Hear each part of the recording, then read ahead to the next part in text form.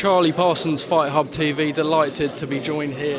First time in Saudi Arabia for myself. I'm in Jeddah, delighted to be joined with Eddie Hearn. I'll just say this, a year ago today, I did my first interview with you. I now find myself in Saudi Arabia. Good job with Fight Hub. Well done, Parsons. Thank you, mate. We might have seen the end of you. Do you really think we'd ever see the end of me? No. I see a lot of boys come out on this circuit, Parsons. You know, a couple of month wonders. But you were there. You think I'm a 1 month wonder? That, did I? A couple of months, I said, not 1 month. So well done. Welcome, Fight Hub TV. We're here in Jeddah for the start of what is the massive week. Usyk, Joshua 2. Anthony Joshua fights Olexandr Usyk again to regain the heavyweight titles. Just your first thoughts? Huge fight. I said in the interviews, you know, I feel like we should feel like the B-side this week, you know, the challengers, the ones that have nothing, because we do have nothing, and we're here to win it all, and that's the mentality AJ's got to have going into this fight. He's ready, he's in tremendous shape, and can't wait for what I believe will be a tremendous heavyweight fight this weekend. The undercard, a bit of a weird one. Obviously, we know that there's a bit of involvement from everywhere. It's had a little bit of criticism online. Just your response to that? We haven't really been involved with the undercard too much, other than, you know, our 3 fights that are on the card, which is Filip Hrgovic against Zhilei Zhang, final eliminator for the world heavyweight title. Callum Smith against Borderly, great fight as well. Final eliminator for Artur Beterbiev, and Ramla Ali, who becomes the first female to fight in the kingdom. So some good fights as well. Andrew Tabiti over there, and I believe Ben Whittaker might be on earlier in the night as well. So it's a good card. There's been a bit of criticism on Sky this week for a lack of promotion on the fight. Obviously, we know that the broadcaster was only announced 3 weeks ago, I believe. Your reaction to that? Do you think that they could be doing more? Sky? Look, that's, you know, Sky are very good at pushing pay-per-views. Timing is a problem because it was announced 3 weeks ago, and obviously it is outside of the UK as well, and AJ's been here. So by the time the fight comes around, I'm sure Sky will be behind the fight. Obviously they have the fight in the UK, the Zone have the fight in I think 190 countries plus worldwide as well. There's other broadcasters as well, and it's a huge night. I'm sure you've been asked this question hundreds of times, but will you be doing media with Sky this week? Of course, they might not want to do media with me, but you know, I'm a promoter, I'm working on this event, you know, they're a huge part of this event. I'll give them all the time. I've done about 30 interviews so far. I don't even know 28 of them are. At least you know who I am. No, I didn't know who you were, and then I remembered that you were that geezer that I used to know from another outlet. So I will give all my time to everybody as always. How does Anthony Joshua win this fight this time around? I think, you know, he's got to be smart, he's got to be more aggressive, and he's got to fight with ferocity and intensity, and he's got to damage Olexandr Usyk, and he's got to make sure he does that within the first 6 rounds of the fight, because you don't want to go into the latter stages of this fight with a fresh Olexandr Usyk, and you know, it's going to be a very interesting fight, and I believe he wins the fight by knockout. Obviously, if AJ does lose this fight, can I just move you slightly to the left also, because there's a light going on your face, thank you. If AJ does lose this fight, we know that he signed the long-term agreement with the Zone. You won't want to think about him losing. You're adamant that he wins this weekend, but do we look at maybe the Dillian Whyte second fight? When he lost to Ruiz, a lot of people said if he loses again, he'll retire. We will hear that again this time round. Is there a chance if he does lose to Usyk, he may still retire, just regardless of the... Absolutely not. He loves fighting. He's still a relative baby in the world heavyweight scene in terms of fights. His resume is unbelievable.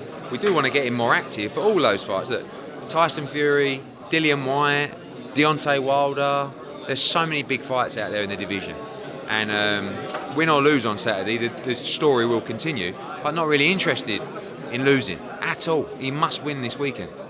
Johnny Nelson has said that if Anthony Joshua loses here, he probably will retire. Just your reaction to that? If AJ would have signed with Sky instead of the Zone, Johnny Nelson would be saying that Anthony Joshua is the second coming of Muhammad Ali. So, I mean, it's bizarre to even suggest that if a fighter loses to the pound-for-pound number one in the sport, they should be hanging up the gloves. So let's just get behind him. Regardless of outlets, regardless of broadcasters, let's get behind our boy, AJ, and see him bring it home. Because he's giving it everything. And he's stepping up once again to fight pound-for-pound number one in the sport. Give him the credit and get behind him. Your reaction to Anthony Joshua's comments this week saying that last time out he didn't want to hurt him, he didn't box to hurt him, he thought he could box the boxer, but he didn't prepare hard enough? Yeah, I think he prepared hard enough. He just had the wrong game plan. You know, people told him he couldn't outbox him. Maybe he took that a little bit personally and thought he could. Bad move, and can't afford to do that again this time. Does AJ have most of his chance in the first 6 rounds? I'd like to, as I said, by the end of the 6th round, I want him out of there. I want him in a place he wishes he never wants to be again. What do you believe Robert Garcia can offer this time round in the rematch that Rob McCracken maybe couldn't in the first fight? Sometimes you just need to freshen it up. It's all about believing. You know, with AJ, he's got to believe in the game plan. He's got to be told in this fight. He's got to be shouted at if things go wrong. He's got to adapt quickly in this fight. Robert Garcia is a great trainer. You know, the energy and the vibe in the fight camp is great, and you know, we're very confident in success. You told me previously that this is your last contracted fight with Olexandr Usyk. I mean, our promotional contract ended with him some time ago, but this particular fight with AJ was a one fight with a rematch clause. So yeah, this is, if you know, depending on what happens, maybe we continue with him, win or lose. But our focus is on Anthony Joshua. I don't want to be like, come on, Alexander, you know, whatever happens at the weekend, we'll talk. Fuck that. I just want an AJ win, by any means necessary. I've got no interest in seeing Olexandr Usyk win this fight. Of course, but win or lose, he becomes one of the most lucrative free agents in the world of boxing. We'll worry about that later, because I'm a snide if I even think about that. And I'm honestly not thinking about that at all. If he wins and we have a conversation down the line, no problem. But I don't want him to win. I really do not want Alexander Usyk to win this fight. On Friday, we had the press conference for Chris Eubank Jr. against Conor Benn. Unfortunately, I couldn't make it. It was my mum's birthday. Shout out, Claire. Shout out, Claire. She'll like that. Thanks, Eddie. Obviously, massive fight for you. I saw that you put out a few things the night before it was announced on Instagram. Just the real buzz of signing off the fight. I knew this fight was big. Eubank Jr. against Benn will be the biggest pay-per-view we've ever done. I mean, it is just an absolute monster. You know, because biggest pay-per-view you've ever done. It's across so many different generations. You know, like the younger generation who follow the two fighters now. The 40 pluses, the 60 pluses, the 80 pluses. You laugh when I said 40 plus because you thought you're not, Ed. You're not. You thought you were in the 60 plus. Banter, Parsons, banter. So just huge. I can't wait. 2 great characters, 2 great fighters. Roll on October the 8th. Got a few more for you. Supposedly TalkSport have said that there's only a £5 rehydration clause on Saturday morning for Chris Eubank Jr. Are you able to confirm or deny that? I believe that would mean that he'd be coming in at about 162 on Saturday morning. I can deny that. That is incorrect. How much is it, the rehydration clause? Are you able to say? I don't even know if we're actually saying. I'll give you a clue. It's around, I believe, just below the IBF check weight. So that would be about £10, £11. That's too heavy. That's above. It's 12 now, is it? Oh yeah. No, isn't it now 12? Okay, no worries. And then Fury vacating the ring belt, and obviously the whole Chisora saga that went back and forth. I mean, he looked like perhaps he was going to fight him in November at the Principality, and now he's vacated the ring. He was never fighting Chisora. I don't know what he's doing, but he's retired again. The rings are vacant. Great that that's on the line for this fight. Hopefully he comes out of retirement for the 647th time and fights AJ once he wins on Saturday. Obviously, the WBC have said that Tyson Fury now has about 10 days and they're going to speak to him. I saw KD put out a few tweets saying, look, he said he's retired, why are you not stripping him of the belt and making Parker Joyce for WBC, or even making Fury the WBC title in recess? Is there a bit of a frustration that Tyson Fury has been talking about retirement ever since he won that fight on the night at Wembley Stadium against Dillian Whyte, and yet he still is the champion? I think you can't, you don't just lose a belt by saying you're retiring or might retire. Repeatedly. Yeah, but listen, he repeatedly says a lot of things. But I want him to stay in the sport because I want AJ to fight him. But it's up to any man when they want to retire, and we'll see what happens. And then obviously Jake Paul, KSI, the saga goes on. KSI was meant to be fighting...